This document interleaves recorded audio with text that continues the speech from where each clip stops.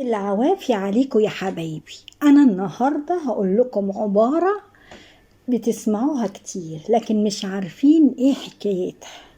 العبارة بتقول إيه؟ اذبح لها القطة. إيه اذبح لها القطة؟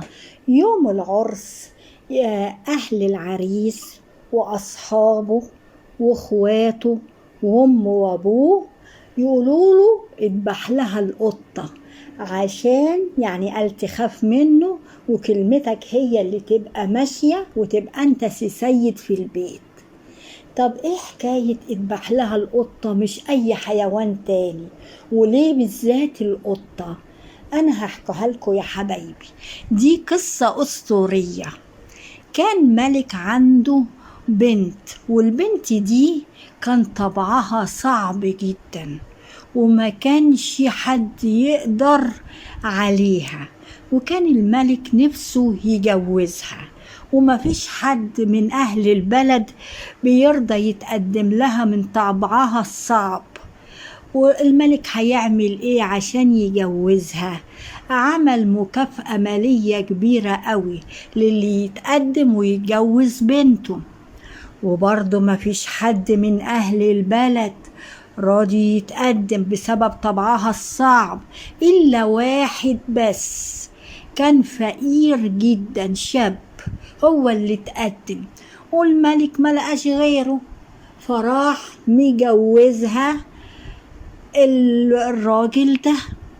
ويوم الزفاف بنت الملك عندها قطة بتحبها، فالراجل ده بص للقطة دي وقال لها قومي هاتيلي كوباية مية.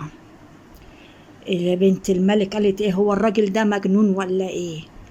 فالقطة طبعا هي هتفهم كلامه، قال لها يعني انتي ما بتسمعيش الكلام؟ وراح جايب السكينة وذبح القطة قدامها وراح يغسل ايده، قال لها هاتيلي كوباية مية. جريت وجابت له كوباية المية من سكات وما نطقتش، وكل ما يقول لها على طلب تنفذه. السلطان استغرب، بقى البت ديت اللي ما كانش حد بيقدر عليها بقت تروح كده، والخدم واهلها ايه السبب ان البت بقت تروح كده؟ فسألوا الملك انت عملت ايه خليت حال بنتي يتغير؟ قال له ذبحت لها القطة.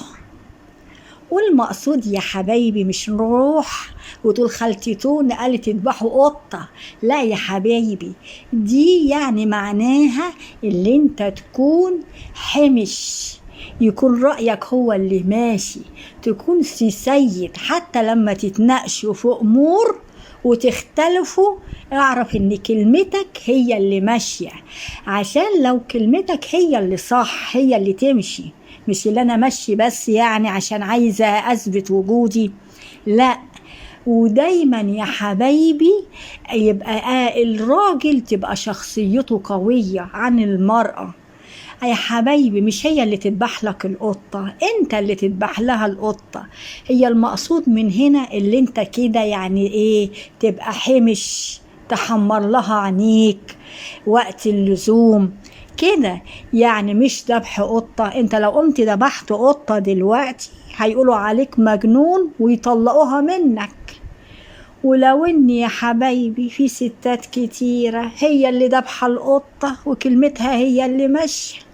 وإن عجبتكم حكايتنا ما تنسوناش في اللايك والشير وتمسوا بالخير يا حبايبي.